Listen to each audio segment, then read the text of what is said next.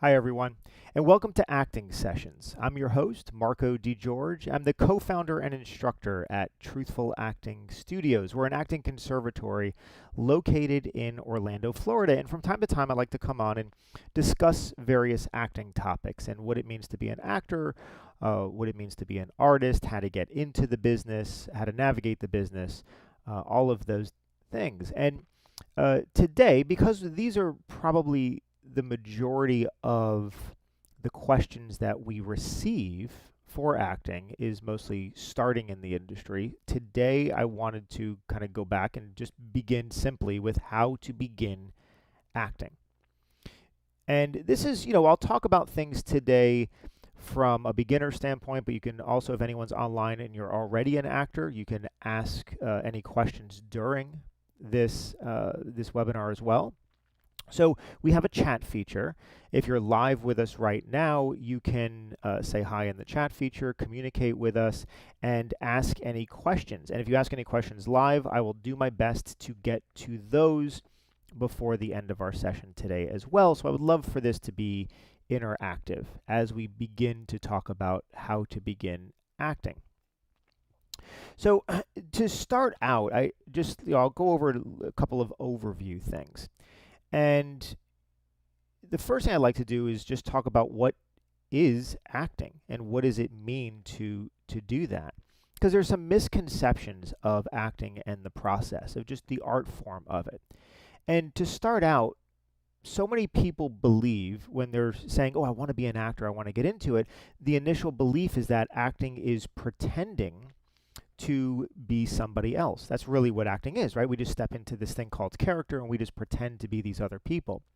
And while there is a strong element of imagination work that we use, that's actually a misconception because as an actor, we're not pretending to be other people. We actually create a process that takes us, meaning who you are as a person, as a human being, and you transform yourself into the point of view of this thing called character. So we use much more of ourself. Acting is very personal. Acting is and because it's so personal, it's vulnerable. And that is where the challenge of acting lies. It lies in that we don't just pretend to be somebody else because that's false. And an audience can notice that. Like if you're just simply pretending, it comes across as false to the audience. And so we learn a process where we take ourself, our whole human self, and we transform ourselves into something called point of view. Because character is simply point of view. That's what it is. It's yourself with a different view of the world. The view of the world through what we call character. And so there's a whole process in doing that. And without, obviously we don't have time to get into the entire process, but what we can talk about is, well, why is it so difficult then? If we're just using ourselves, why is acting so difficult? And that gets into a couple of other misconceptions about acting. Well, in acting, most of the time, we're not pretending. There's imagination work that's used, but to deliver a truthful, believable performance to an audience, we, the actor, must be truthfully saying the things we're saying and truthfully feeling the things we're feeling. We don't pretend those things. We're authentically going through those moments. Now, I'm saying it, as the character, but really there is no character. It's you saying these words. It's you doing the physicality. It's you feeling the things that you're feeling. So it's very authentic and truthful. So when you authentically feel something as an actor, well, then that translates to the audience as the character authentically feeling something. And they can tell the difference between an actor who fakes it, who is pretending to do it, and an actor who is authentically doing it. So this goes into another misconception of acting, which is that we think that acting is something that you are just born with. Right? And I hear that a lot. It's like, oh, this person, this actor, they're so good because they were born with that talent. And that's that's not the case. Acting is a skill. Acting is learnable. It's something that you apply. Now, we have things that we are born with. We have different attributes of our personality, different attributes of our essence that we have. Depending on whether you're an introvert or an extrovert, plays different roles. Depending on if you have an aptitude for learning or reading, can play different roles. So there's things in different parts of our humanity, so to speak, that yes, we are born differently because of that. And then, of course, culturally, we're raised differently. So those things go all into play. But regardless of all of that, acting is a learned skill.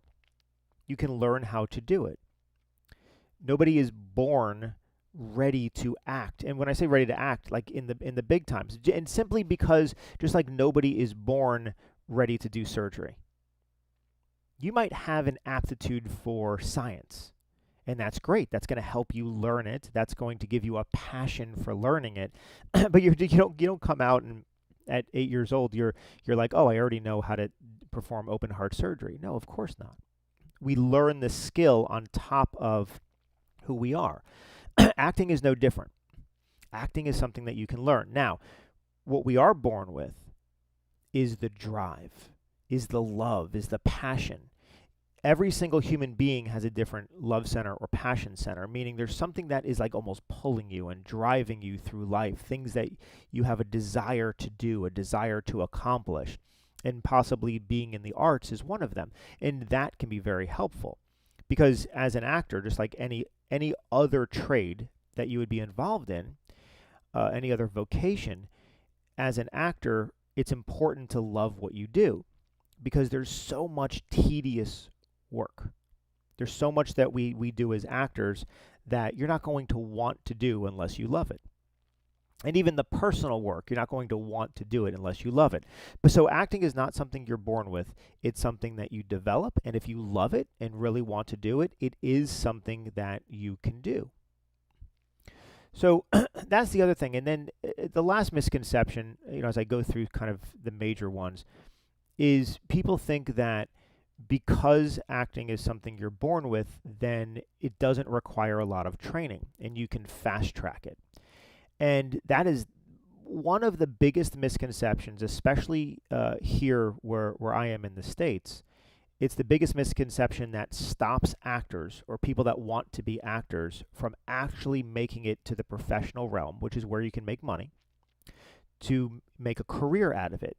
Because there's this feeling that I don't need to train. I can just do it.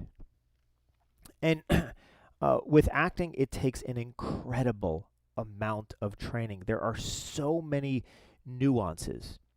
There's so many different areas that we have to train in, from mental capacity to comprehension of script to analysis to understanding how all of that breaks down, being able to have extreme mental focus. That's a very big area we train on.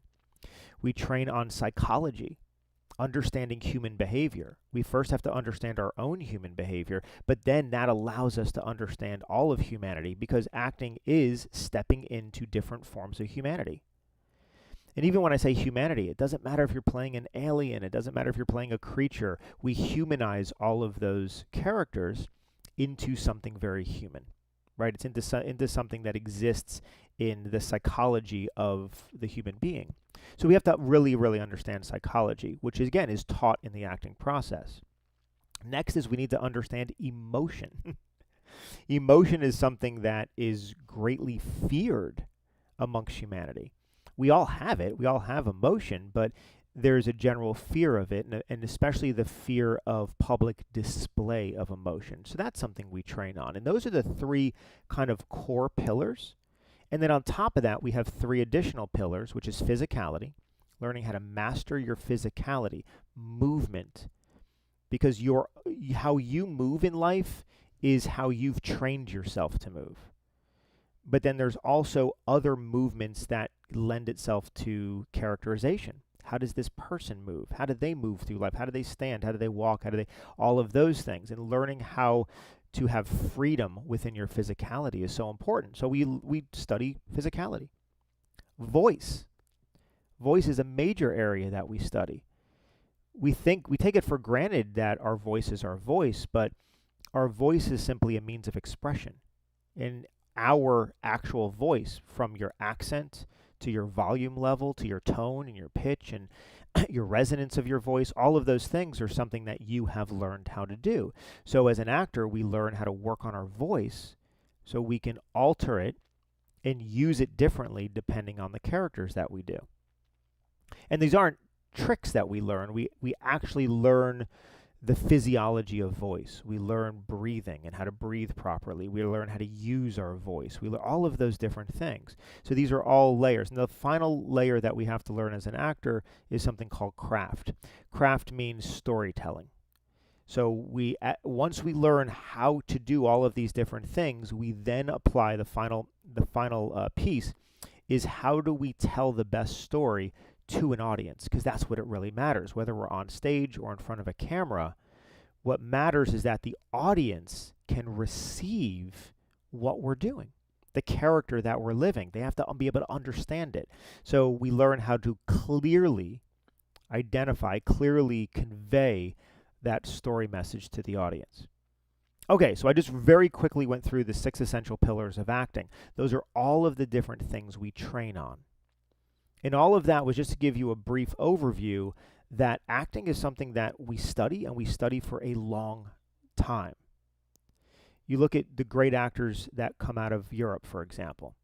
Well, they study acting, most of them study it in school, in university, and then they come out of university and they go into something called Conservatory, which is like what Truthful Acting is, which is a deep level training, deep level study of an art. And then you go through that for 3 or 4 years, and then they come out of that and they go into something called repertory, which is theater. It's the application of what they've learned over and over and over in theater. And then after they've done all that, they're now ready to attack, American film and other things. And that's why when we see these like British actors, for example, and they come over and they do an American role, and they're so amazing at it that it's because they've trained so hard at it. And if you just think about yourself, it's like, okay, if you dedicated the next 6 years, let's say, of your life to doing nothing but just training on acting, if you dedicated the next 6 years of your life to doing anything, you could master it. You could absolutely master whatever that skill is. But that's why when we see the great actors and we wonder, oh, I want to do that. How did they get there? They've studied, studied, studied. So coming back to our main core subject that we're talking about today, how to begin acting, the biggest thing for you to do is to begin studying. That's it. Whether it's reading a book on acting, there's so many books on acting. Pick one up and read one. Taking a class, which is what I recommend. And nowadays, there's the luxury, recently, things have changed where you can actually take classes online. We have things like this where I'm live with you right now, and you can ask me questions, and I'm going to get to some of your questions here shortly, and we can talk about things. So even something like this, like you can get involved. There's many other videos on acting you can do. We developed at our studio, of course, we have live in-person classes that we do in kind of like a semester format. So we do that in the studio, and so we have students in class, but we've also developed a hybrid format where we have students from all over that can join us live during a semester on Zoom. So you're videoing in kind of like this. You can see the classroom, you can hear us, we can see you, we can hear you, so you're very interactive with us even though you're online. It's like you're with us in class. And so that has come out of the pandemic. We've been able to develop these technologies and use these technologies to reach more students around. And then the final way that you can look at, training, if you're in an area that doesn't have a class, you're not able to do online, or possibly you just can't maybe afford something like that. Well, the other thing is you can, what we're developing now, we have something called Truthful Acting Online, which is a way to get a pre-packaged course. and you can take it, and it's with me, right? And it's similar to this, but I bring you through more of a process and discuss things in much more detail, and it's kind of bringing you through course content that you can do at your own pace. So there's many different ways that you can study this thing called acting, but the most important thing is that you study. All right, so I had a couple questions already in the chat, so let me see. The first, what are some must-read books for an actor? There's a couple books that I have that I want to recommend. The first one is a book that came out, 25 years ago, I think at this point, maybe a little bit more. And it's called The Artist's Way. The Artist's Way. And maybe Samantha, our admin, maybe I'll have her put this in the chat for you as well, just the title. It's called The Artist's Way by Julia Cameron. And it's a self-help book, but it's for all artists. And it takes you through a step-by-step process of kind of recovering your sense of creativity. And it's really wonderful. And it's the number one book I recommend for all artists. The Artist's Way. Here, let me see if I can do this. I'll put it in there.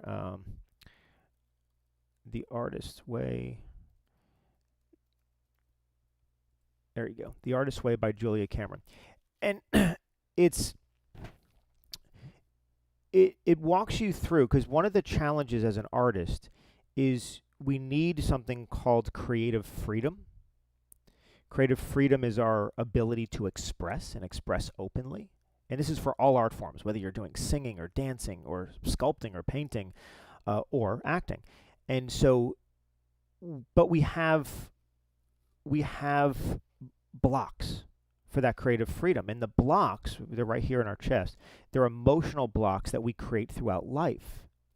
We go through something traumatic in life, we go through difficult times, all of those things in life, and we actually become restricted. There's a tension that we carry in our body. And as an actor, we have to have freedom of that. So what we need to do is learn how to identify those blocks. And then we want to learn how to move beyond them. So The Artist's Way kind of takes you through a step-by-step. The chapters are laid out by weeks, and then you can go through it, and it teaches you how to identify what blocks you have and then begin working through it. It's really a wonderful book. There's some great exercises in it. That's the one I recommend the most. And then the second book I would recommend is one called Audition. That's the title of it, is Audition by Michael Shurtleff. And it's an older book, but it holds up today, and it's very easy to read, and it has wonderful advice for acting. So those are the two I would say that you should do: The Artist's Way and Audition by Michael Shurtleff. Next question. There's a few that are coming in, so I want to make sure I get to them all. Next one is, what's the hardest emotion to convey when acting? Or which mood do actors tend to work the hardest at? So when it comes to emotion, it's not that there's a more difficult one or a less difficult one when it comes to emotion, because as an actor, believe it or not, we're not conveying emotion, meaning we're not emotive or emoting for emotion's sake. Because as a human being, we can't be sad, for example, just the same way we can't just be happy. If it was that easy, wouldn't we all just be happy? So we don't have control over our emotion like we think we do. What we have control over, and what we try to have control over, is the expression of the emotion. And if you think about this in your own life, you're going to feel things regardless. I mean, something might bother you during the day. That's kind of out of your control. Something might make you laugh. Many times it's out of your control. Something might offend you. That's kind of out of your control, meaning you're triggered into that offense. You're triggered into that emotion. You feel things regardless of if you want to or don't want to feel them. But then what we do is we try to possibly contain the expression of that emotion.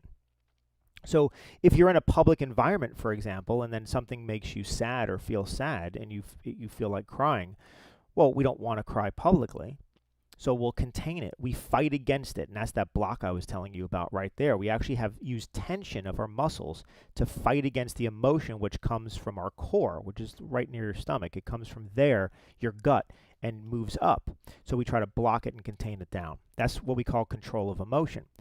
And as an actor, we need to learn how to remove that control and fully express.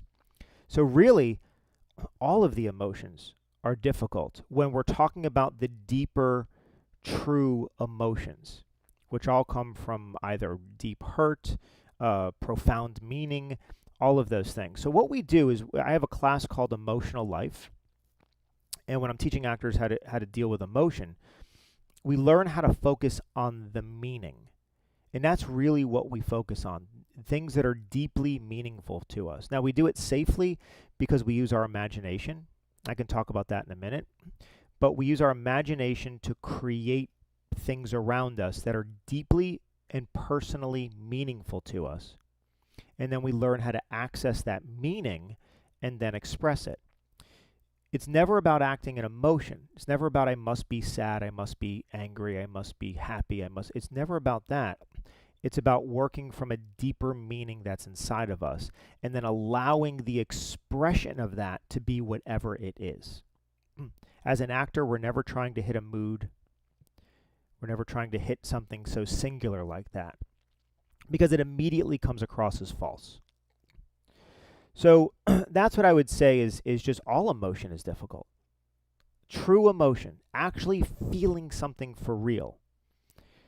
So when I start teaching acting, I would say one of the more accessible emotions is what we call devastation, which is deep sadness, right? And I say deep sadness. Devastation could be sadness, it could be regret, it could be guilt, it could be anger, it could be rage, it could be, like, there's all of these things. So it has an access point to many different emotions that are inside of us, and we do exercises to allow ourselves to feel it and then express it, however it expresses. And so that's really the thing. But the best way to really understand emotion is start understanding your own emotion. Start taking account when you feel something and what control over that do you really have. Yeah.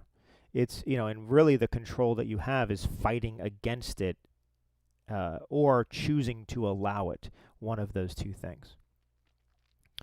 Okay, how do you get good at memorizing lines, best practices? So memorization is a skill set that you have. Your memory is a muscle, and so the more you memorize, the more you work that muscle, and it will become easier and easier. So there's different things we do with memorization and acting. Let's put it this way: there's different stages of memorization. The first stage of memorization is called short-term memorization. And if you think about it, we've always used our short-term memory. I mean, even if your schooling days, if you were cramming for a test, for example, right? We try to memorize things very quickly. We put them in our short-term memory. We take the test, and then by the next week, we've forgotten everything. That's short-term memory. And that's the first stage. We have to enter everything into our short-term memory. So when we're memorizing lines, we have to memorize them so we can think about them and say them back. So that's kind of the first step, is saying them back, recalling them from memory with thought. But that's not enough for an actor, because an actor needs to have freedom when we're performing. To have freedom, what that means is freedom from thought. As an actor, we need to perform. We need to live in this moment fully without thinking about living in this moment. Now, of course, we're always thinking about something, but that's what we call conscious thought. What we want to remove is any actor thought. We don't want to be thinking about saying the lines while we're saying the lines. We don't want to be thinking about actory things while we're acting. So instead, we must simply, we want to be able to live, put all of our focus outward, which is one of the keys to acting, outward focus, in the world around us. live truthfully, and say the lines from impulse. So now we need to move the words from short-term memory into long-term memory. Long-term memory are things that you'll remember for a longer period of time. Still requires thought, but at least it's deeper inside of you. And the methodology we use is something called memorizing by rote. This is something that Sanford Meisner was very fond of. Sanford Meisner is what our truthful acting, what our philosophy is based on. He's one of the founding kind of grandfathers of acting right now in the early to mid 1900s. And so he was real big in training actors on rote. And rote means flat, without inflection, without emotion, without meaning, just simply memorizing the words as flat as possible. So that's the first thing, is saying your dialogue very flat. Don't add context while you're memorizing. Also, say them as fast as possible. Actors have a difficult time with that too. So if you can say them as fast as possible and as flat as possible, you're actually going to memorize simply the sequence of the words without memorizing context. And this is a key element. Memorization is so important. It's key not to memorize context, because if you memorize saying a line of dialogue a certain way, that's the only way you'll be able to say that line of dialogue. And what acting needs is something that we call working off of each other. We need to actually be reacting to the world around us, and that reaction leads us to say our next line however we need to say it in the moment. So as an actor, we don't memorize how to say lines at all. We memorize what they are, but the how comes out of the moment.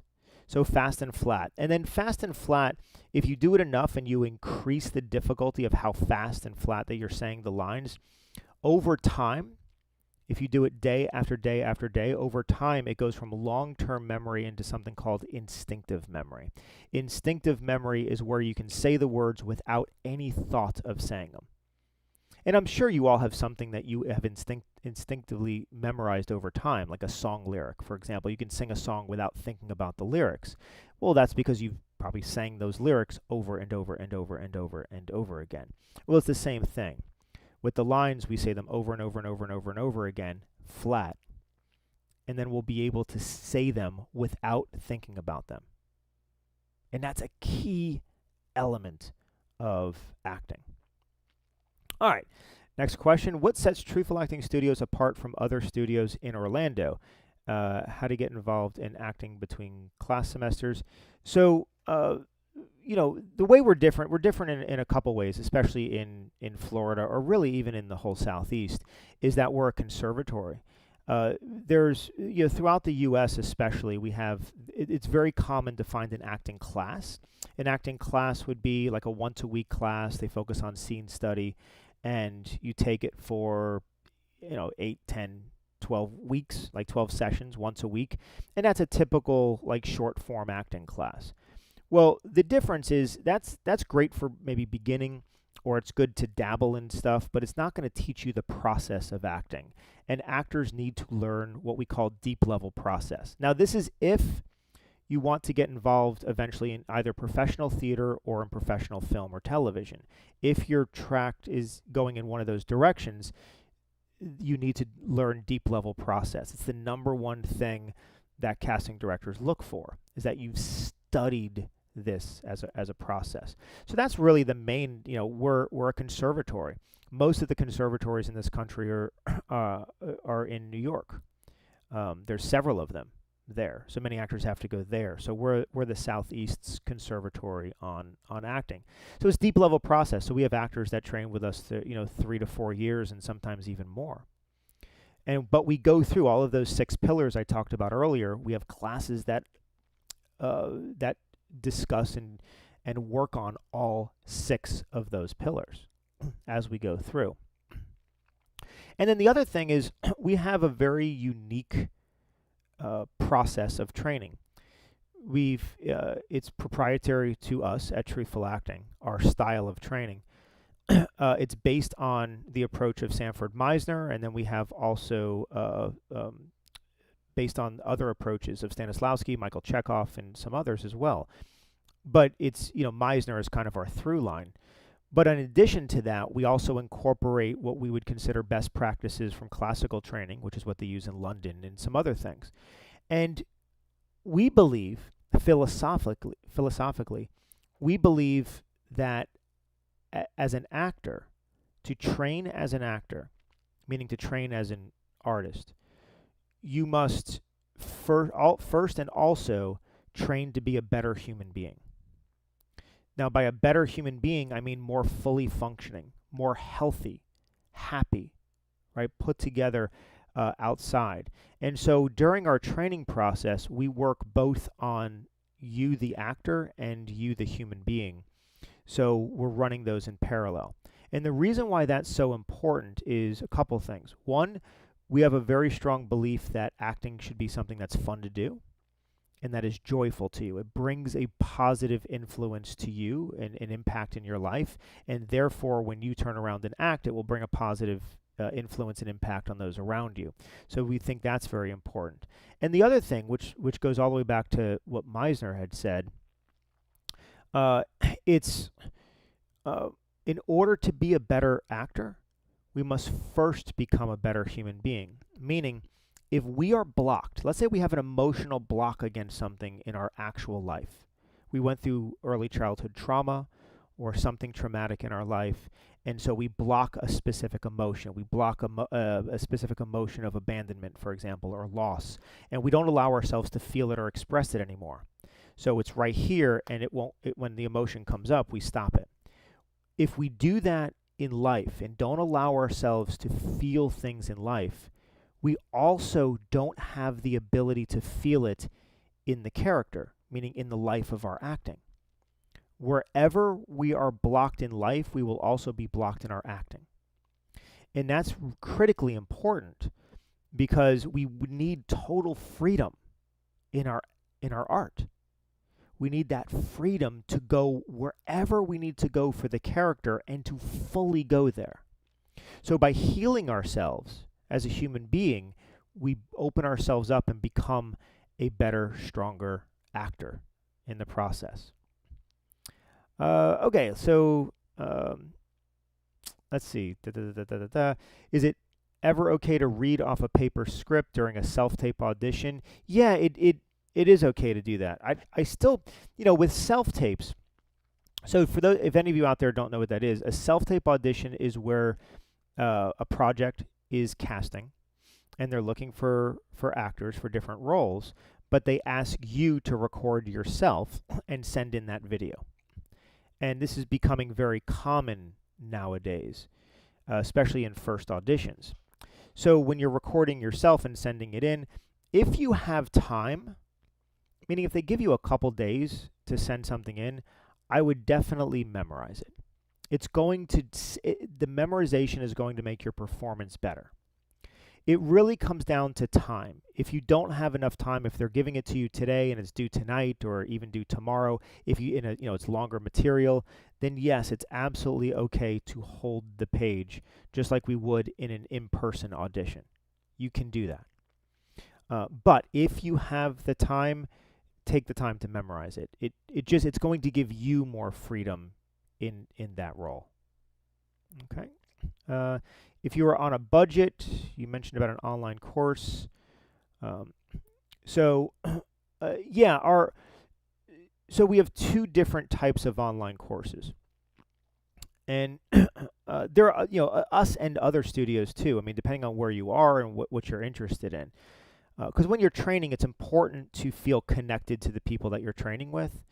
So make sure you look around, make sure you read the reviews online, make sure you connect in with the instructors. But once you find someone you feel comfortable with, studying online can work. Now, you could do live online, which is like what we're doing now. We are live online. And so we can interact with each other. Now, our live online course is different than the webinar. This is more one-sided. You can chat with me, but you can't talk to me. Our live online classes, you're fully in. We can see you. You can talk to us, we can talk to you. So it's much more interactive. You're much more involved in those, and you can do that from anywhere in the world. But it does take a different learning capacity.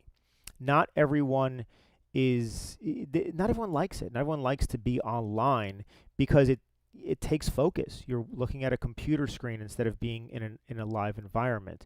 But we have some students that have had great success with it, and we have a couple students that have been with us for years in the online environment since we started it during the pandemic, and from outside of the area, and they study with us and they love it.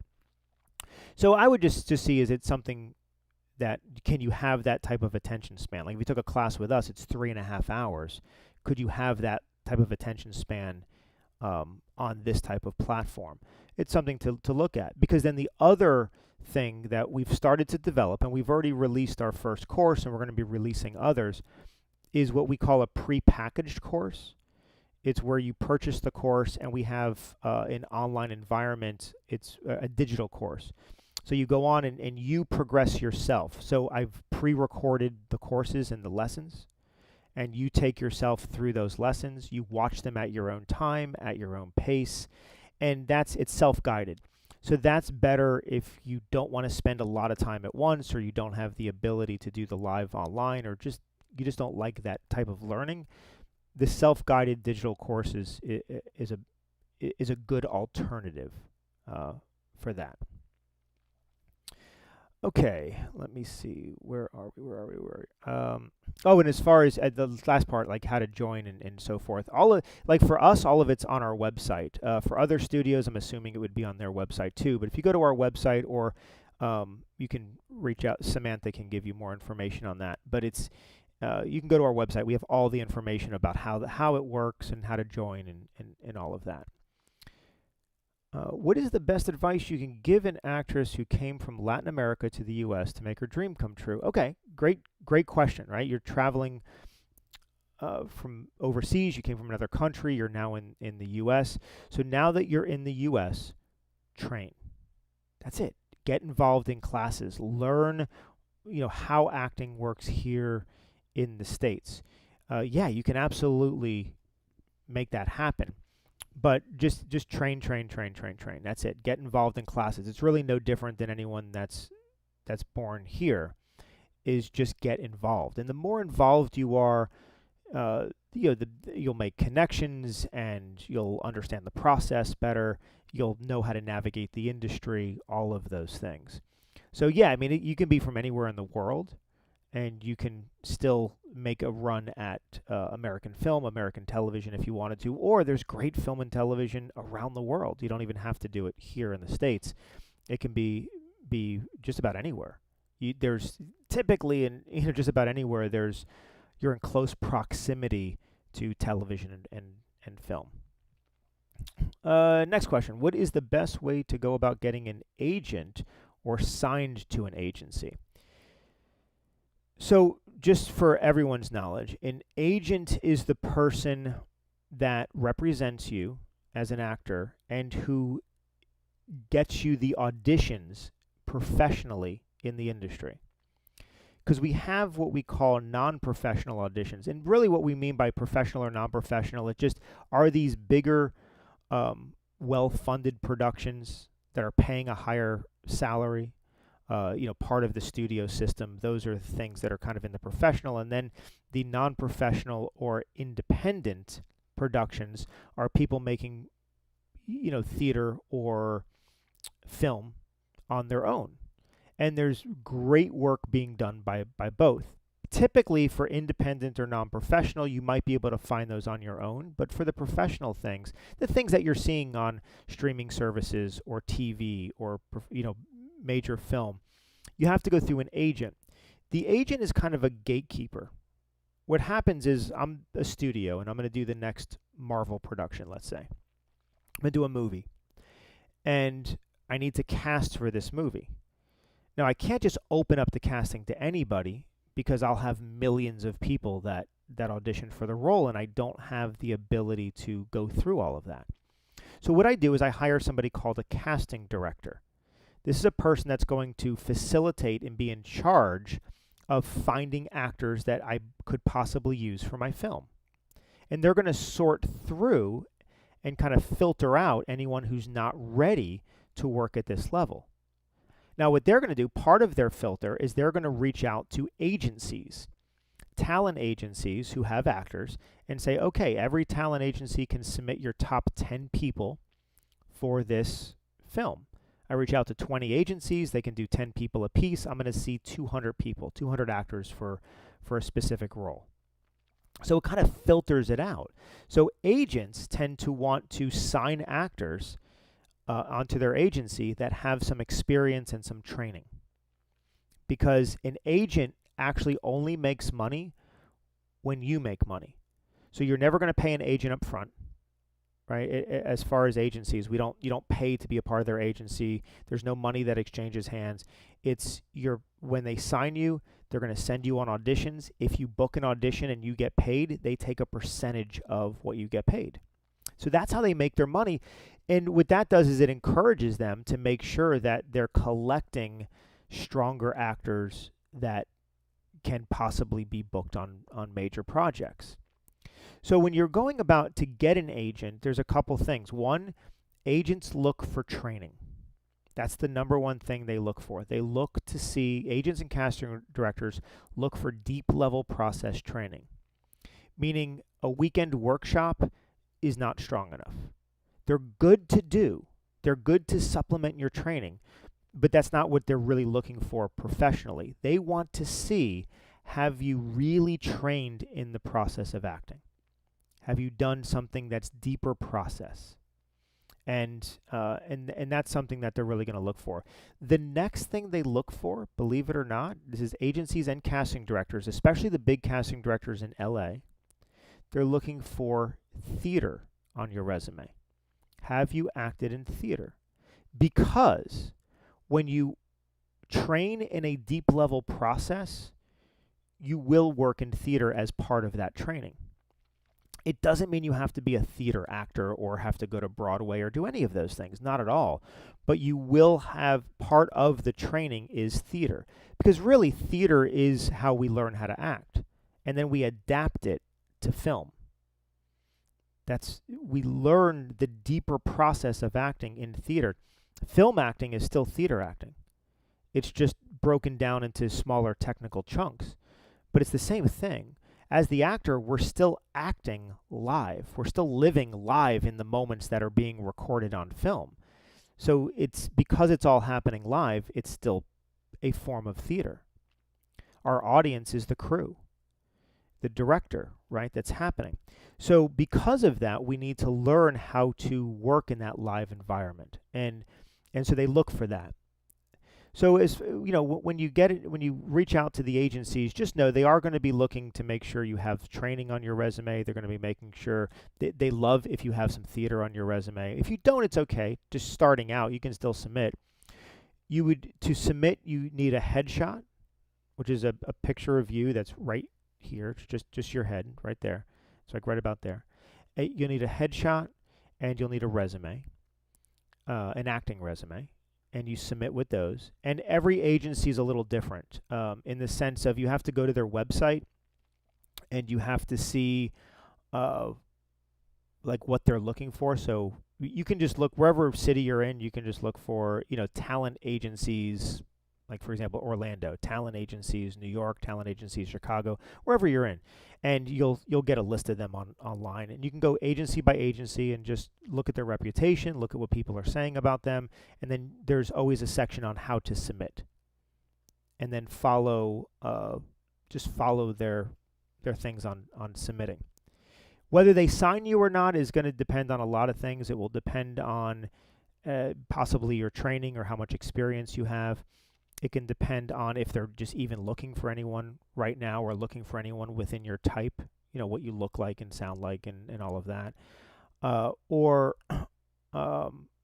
There are larger agencies that carry a larger roster, and then there are smaller agencies that don't. So it really just depends on all of that. But that's the best way. But I would have some training under your belt before you apply. Let's see. So Sam, it looks like you responded to one. Do you know any really good online schools in England? I personally don't know them in England, like which ones. I mean, I would assume that most of the big conservatories like RADA or over there would have an online module, but I honestly don't know what they are. We do have European actors that train with us. I know there's a big time difference, but we have had people from Europe, actors from Europe, train with us as well. Do I get any? So yes, we do have a certificate after finishing our core program. Our core program is called the Master Meisner program. It's 8 months of training, and it's 2 classes. Our classes are broken down in semester format. Semester meaning, think of a university. There's 4 months that you usually go through. Ours are twice a week for 4 months, so it's 100 hours of class training plus homework. And once you go through the first 2 semesters, Meisner 1 and Meisner 2, that program, we do have a certificate for completing that, because that's a big deal. Those 2 courses will give you enough to start competing professionally in the industry, even without the 10 additional semesters we have above that. Those are what we call our core semesters. Let's see, next question. Can you only be signed to one agency? Well, it depends on where you live, how many agents that you can carry.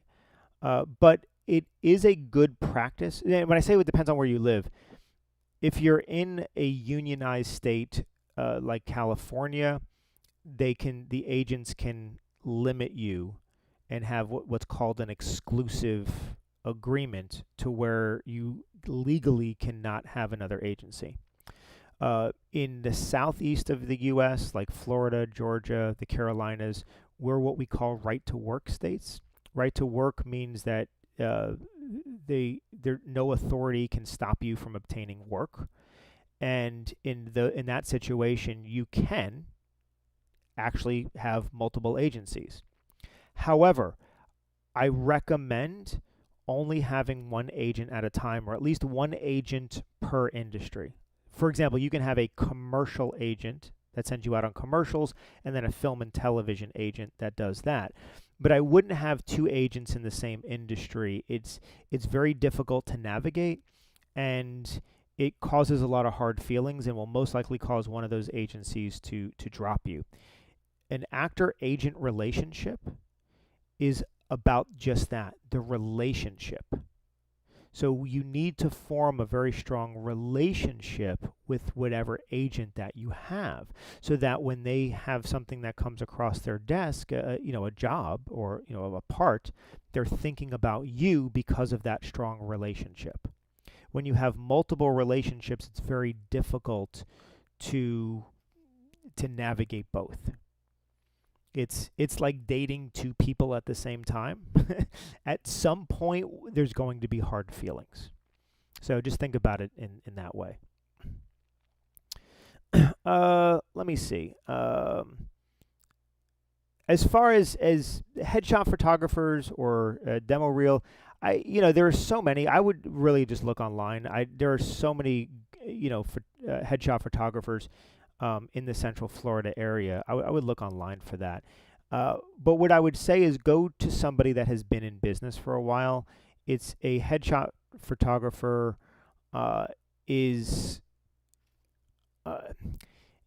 there's a skill set to it. It's not a portrait. It's not just somebody taking a good picture of you. There's a composition, there's lighting, there's depth, there's all sorts of different things that are involved.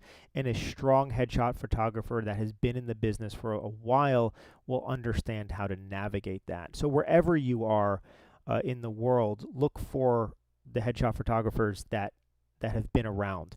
And also look for, again, now that we have this beautiful online thing where we can look at reviews.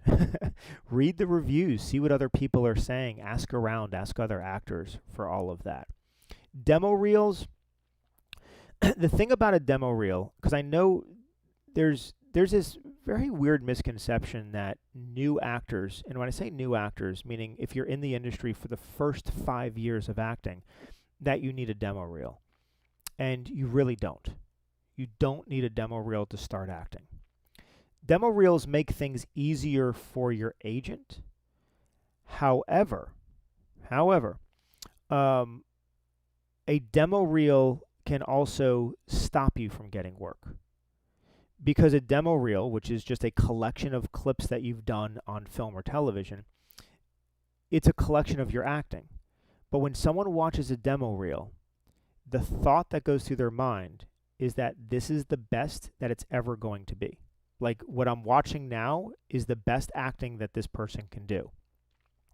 So typically as an actor, you want to wait until you have really good material that looks good, sounds good, your acting is strong. You want really good material to then collect and put on a demo reel. And then it's simply that. They're short little 20-second clips of different films that you're in, maximum 2 minutes long. You don't want it to be longer than 2 minutes. Actually, a 1-minute demo is great. 3 clips, 20 seconds, that's all you need. It's a sample of what you can do as an actor. But don't rush to get a demo reel. Because I see people all over the U.S., especially in California, pay tons of money for a demo reel, and then it actually works against them. Because, really what we want is you want your audition to speak for you. And you don't want you don't want someone to watch your demo reel. They're looking at you, they like your headshot, they like your resume, this looks good. Then they watch your demo reel and they're like, oh no, they don't have what I need. And then they don't even invite you in further for an audition. So just be careful about that. Make sure you're ready for it before you go for one. Okay, next question. If people are looking for a certain age range, for example, 18 to 25, and you are 30, but you look young, and still look like the age that they are asking for, should you still apply? Absolutely. That's a great question. This goes into something called type. And, age, your actual age, does not matter in the industry. We don't put it on our resume. You never have to actually answer that question.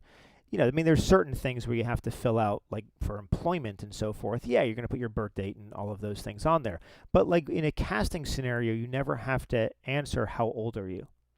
Because really, it doesn't matter how old you are. It matters how old you look. How old are you perceived? Do you come across? That's the only thing that matters. So even in a casting, sometimes you will get that question, oh, can I ask how old you are? Would I respond with, well, how old do you think I am? And whatever they say, they're right. I never reveal the truth. Whatever they say, they're right. Because what happens is, just like what you're saying, Jennifer, is I'm looking for someone that's in college. And I'm thinking about, okay, maybe 22, 23, I need like maybe a junior in college. And that's like the type of person I'm looking for. And then I'm auditioning and I'm like, oh, you know what? I really like you, Jennifer, for this part. Wait, how old are you? And you might say, oh, I'm 30. And then immediately in my head, I'm like, oh, I don't know if that works. The logic in my head also, it's weird, but that logic will take me out of thinking about you. I won't be able to think about you at the age I need you to be. This is why actors use headshots. We have our headshot on one side and the resume on the back, because the headshot speaks to your type. How old are you? What type can you play? And so, yes, apply for it if you fit the typed range of what you're perceived as. That's your acting range.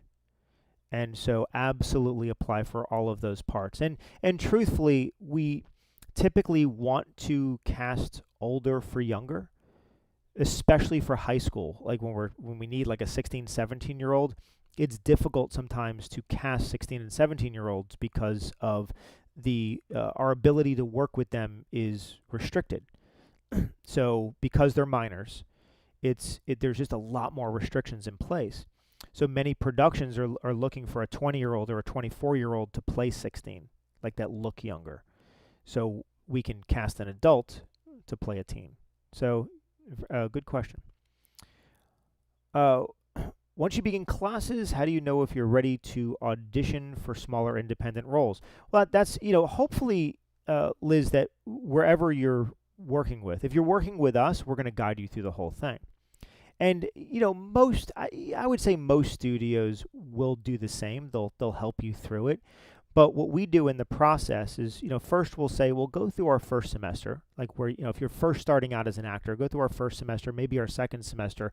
But along the way, we help you develop a resume. We guide you on how to take headshots and where to go, or possibly different places. We'll help you pick them out. So we're going to help you put all of that together, and then we'll guide you on where to go to start auditioning. So in the Central Florida area, we have major film schools. We have a film school called Full Sail Real World. That's a big film school. Those are a great place to start working on front of the camera, because you're working for student projects. Or we have University of Central Florida, where I also work. I work in the film department there. So all of my students there are making film projects. So those are great places to start working. And then also in something called community theater. Community theater are going to be small theater houses. They're all over. And you volunteer. Everyone's volunteering to come together to put on a theater show. But again, very low risk. It's a great place to start out and get involved. You're working with other people that are, usually starting out or earlier in their careers. It's great to be able to do that. I have a question from YouTube I want to bring on real quick, and I've tried to get through these very quickly with the time we have. But it says, the question is, how can I stop changing my voice when I speak the text? I speak too fast, or sometimes I take too long while acting.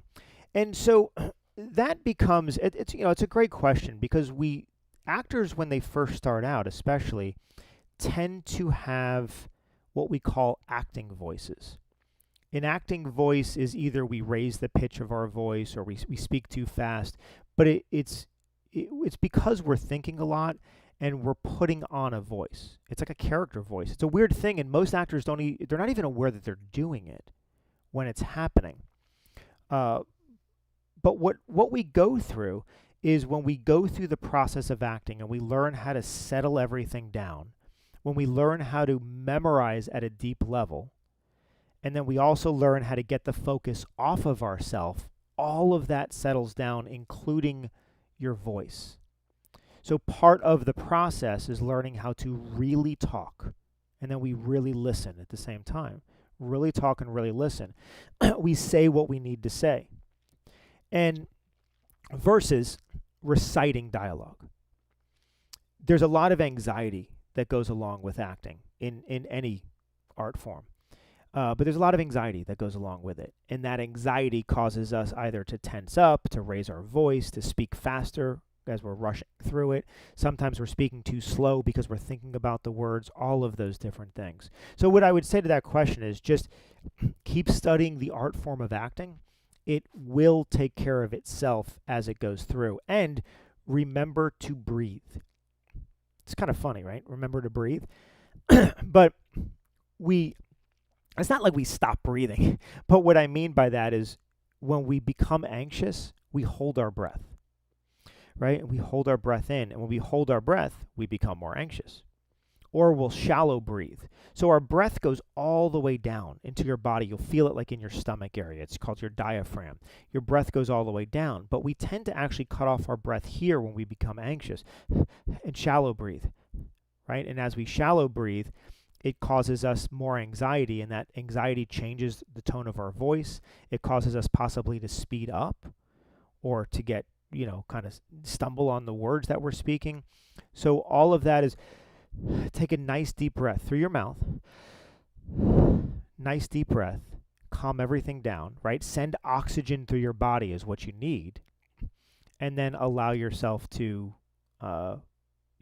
simply say the words that you need to. Okay, thank you for that question from YouTube. All right. Let's see if I can rapid fire through a couple of these before we have to end. What are the best casting networks that people who don't have an agent can access? So there's one called Actors Access. It's actorsaccess.com. That's a good one that you can join that has auditions on there. There's one called Casting Networks, funny enough. There's some on there. And there is Backstage. Now, Backstage has, there's some good with some not so good. I kind of, there can be some spammy or junk things on Backstage.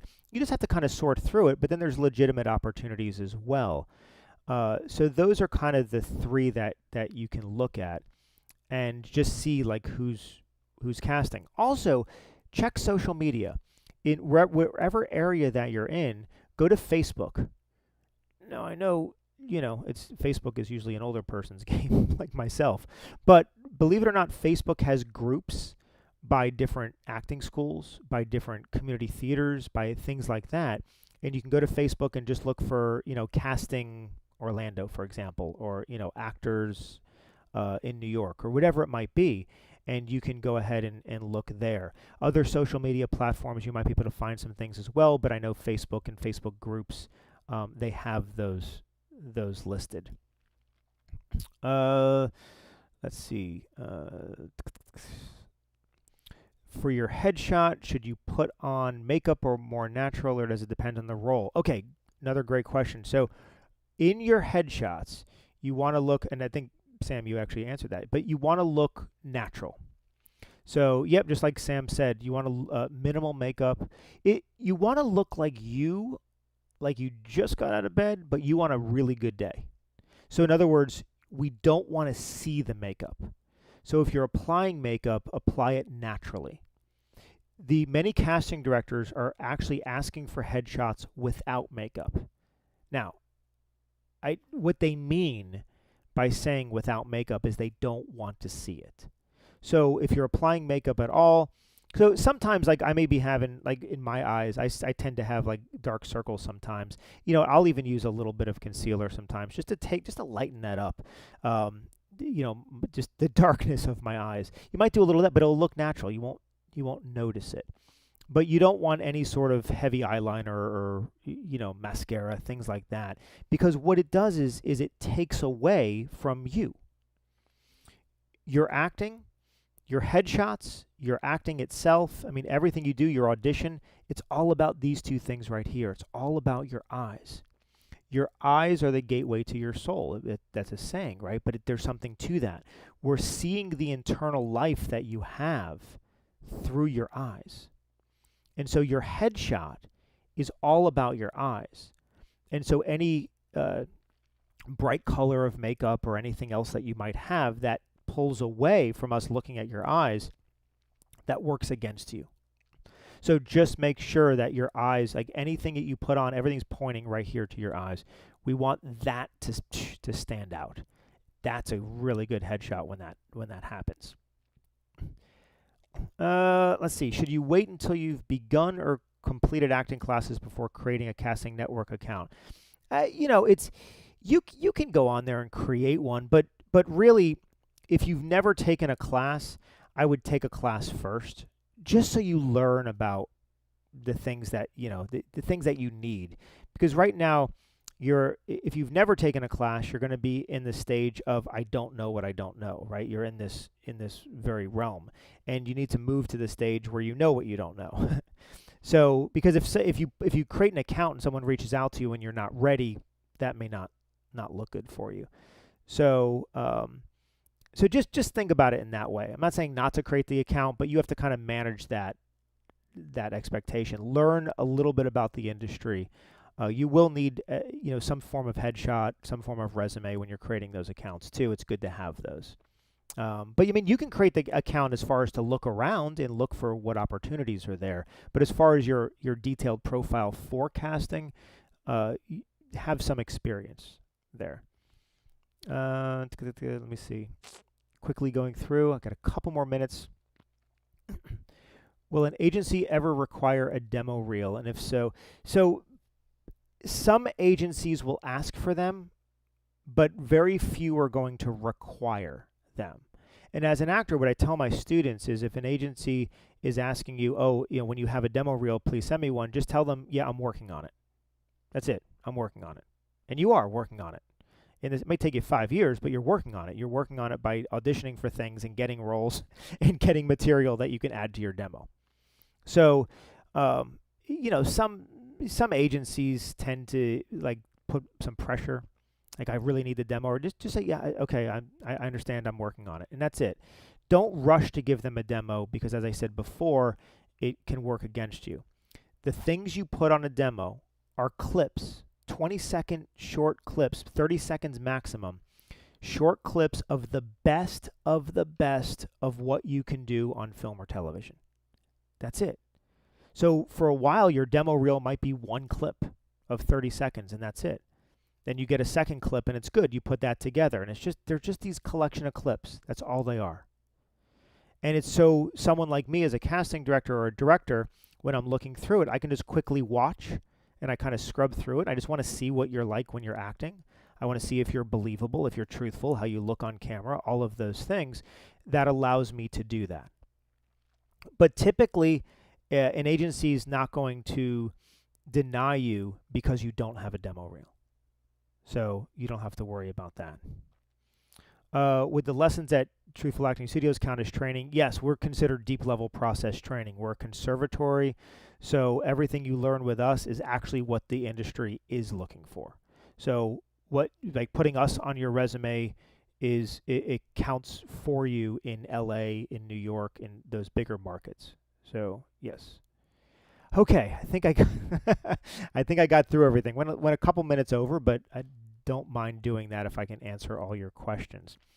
Wow, thank you so much for spending the time with me today. This has been great. Let me just put this information up for you. So if you have any additional questions, you can send them to us here at info@truthfulacting.com.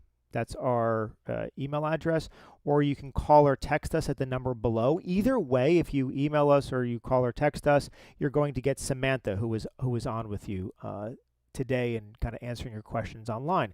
So she's the one you're going to be interacting with. If there's anything that needs to be passed on to me, she'll pass it on to me, and I can get back to you as well.